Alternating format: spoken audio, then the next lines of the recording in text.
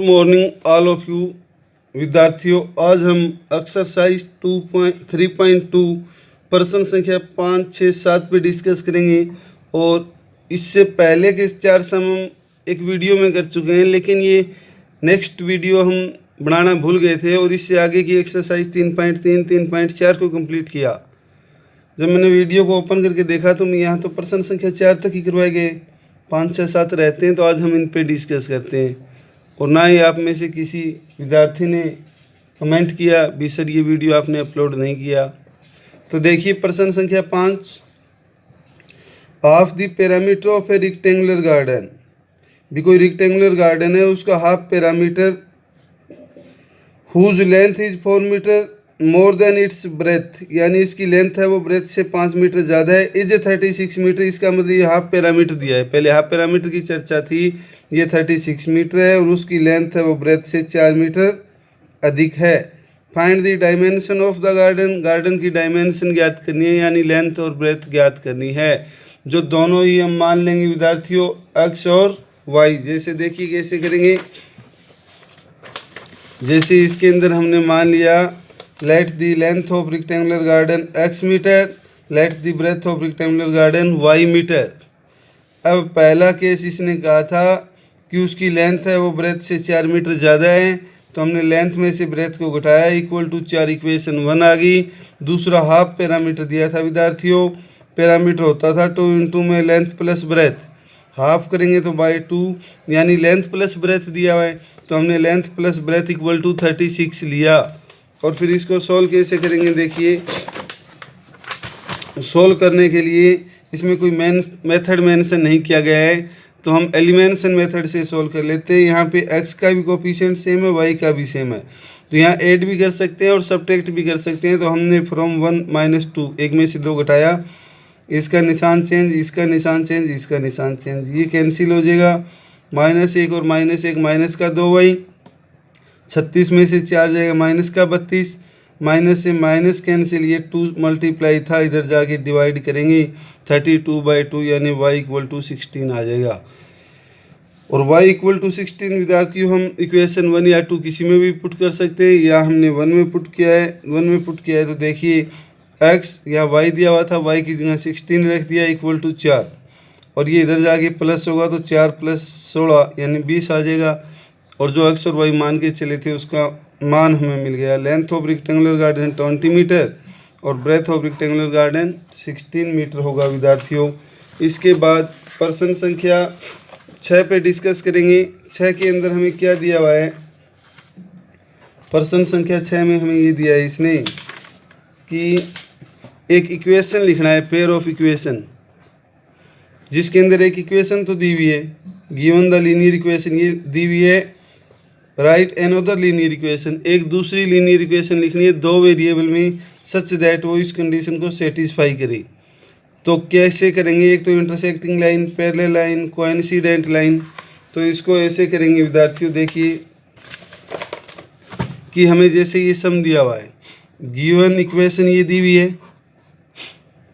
पहली कंडीशन थी intersecting line, line है वो इंटरसेक्ट करे, तो रिक्वायर्ड इक्वेशन में क्या करिए आप, ऐसे बहुत सारे तरीके हैं, कोई ज़रूरी नहीं मैं जो बता रहा हूँ ये करें, आप अपना भी कर सकते हो। वैसे जनरली ऐसा करते हैं विद्यार्थियों, जो y का कोफिशिएंट है वो x का बना देते हैं और x का है वो y का बना देते हैं। तो यहाँ पे 3x प्लस का 2y और ये हमने सेम रख लिया, ये आ जाता है, और ये इस कंडीशन को सेटिस्फाई करेगा, a1/a2 not equal to b1/b2। तो हमारा ग्राफ क्या हुआ, इंटरसेक्टिंग लाइन होगा। कोई ज़रूरी नहीं, आप और भी कर सकते हैं, जैसे मैं ये लिख देता 4x प्लस का 9y माइनस 8 इक्वल टू 0, ये भी इस कंडीशन को सेटिस्फाई करती है।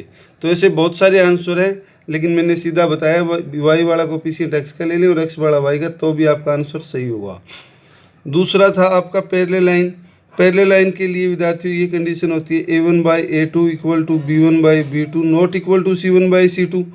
तो हमने क्या किया, x और y वाले कोफिशिएंट को तो सेम रख लिया, सी टर्म को चेंज कर दिया, यहाँ माइनस का 8 दिया है, -8 को छोड़ के आप कुछ भी ले लीजिए, माइनस का 7, 6, 5 कुछ भी ले लो, जैसे हमने प्लस का 7 दिया है, इस कंडीशन को सेटिस्फाई करता है, ये भी इसका आंसर होगा।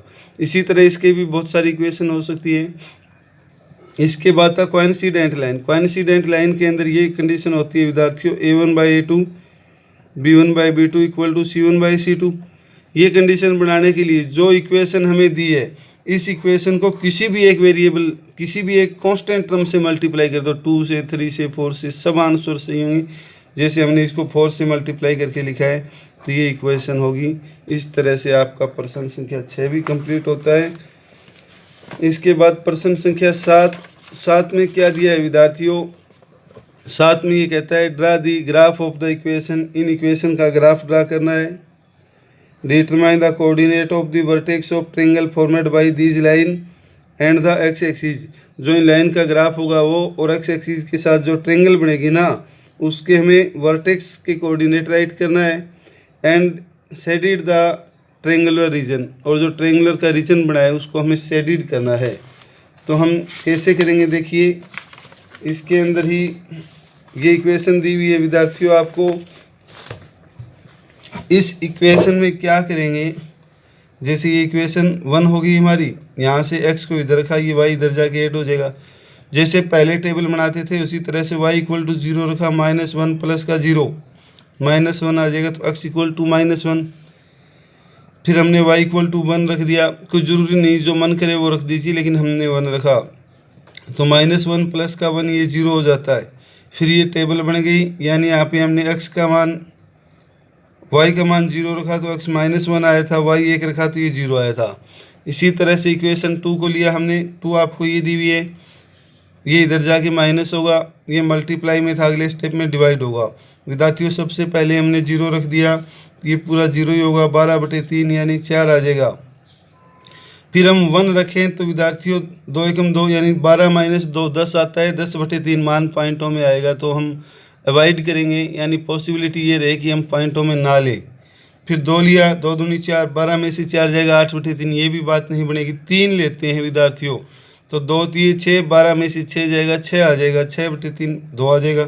तो हमने y इक्वल टू 3 लिया, ये यहाँ पे 6 हो गया, 12 माइनस का 6, 6 आ गए, 6/3 यानी 2 आ जाता है। अब हमने इनकी भी टेबल बना दी। जब हमने y 0 लिया तो x 4 आया, y 3 लिया तो 2 आ गया। अब इसी को ग्राफ के द्वारा इन दोनों टेबल को कैसे दिखाएंगे, देखिए जैसे ये हमने x एक्सिस लिया, ये y एक्सिस लिया। अब विद्यार्थियों इसके अंदर क्या था, टेबल हमारी पहली ये थी, इस टेबल के अंदर x -1 y 0 ये आ जाएगा, फिर x 0 y 1 ये आ जाएगा। इन दोनों पॉइंट को मिलाते हुए लाइन ड्रा किया और इसी के ऊपर ये इक्वेशन लिख दी जो इसको रिप्रेजेंट कर रही है। दूसरी टेबल आपके पास ये थी विद्यार्थियों, बी x equal to 4 y equal to 0, x equal to 4 y equal to 0 लिया और x equal to 2 y equal to 3 थी तो x का मान 2 और y का 3 ये आ जाएगा। इन दोनों पॉइंट को भी मिलाया। अब आपके पास x एक्सिस के साथ इन दोनों लाइन से ये ट्रायंगल बनती है जिसको हमने शेडिड किया, ऐसा इसने कहा था। फिर इसके वर्टेक्स जैसे a ये लिख दिया -1 0। वर्टेक्स लिखते समय हमेशा पहले x लिखा जाएगा बाद में y, तो यहाँ पे x -1 है, y 0, फिर ये 4 और 0 लिख दिया, यहाँ पे 2 और 3, और यही पूछा गया था। ये हमने लिखा वर्टेक्स ऑफ ट्रायंगल a हमने ये लिख दिया जैसे, b फिर ये ले लिया और c हमने ले लिया विद्यार्थियों ये, तो ये आपका c आ जाता है। ऐसे आप वर्टेक्स ऑफ ट्रायंगल लिखेंगे। और कई बार क्या होगा विद्यार्थियों, इस ट्रायंगल का एरिया भी पूछ लेगा, तो हम यदि एरिया ऑफ ट्रायंगल निकालना हो तो ये 1/2 बेस इंटू हाइट होता है। बेस ये पूरा रहेगा विद्यार्थियों।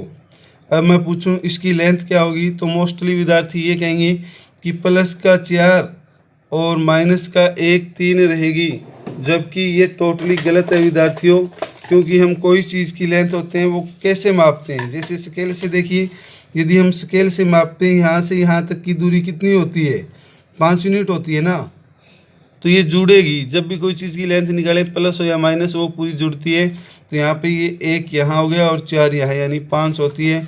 तो हम एरिया ऑफ ट्रायंगल निकालेंगे तो 1/2 बेस ये हो गया। हाइट आपकी ये होगी विद्यार्थियों परपेंडिकुलर, जैसे ये परपेंडिकुलर 3 दी है तो ये 15/2 यानी 7/5 स्क्वायर यूनिट आ जाएगा। कई बार ये एरिया पूछ सकता है तो आपको पता होना चाहिए। इसी के साथ हमारी एक्सरसाइज 3.2 आज कंप्लीट होती है, जो आप फेयर नोटबुक में पूरा करेंगे। धन्यवाद।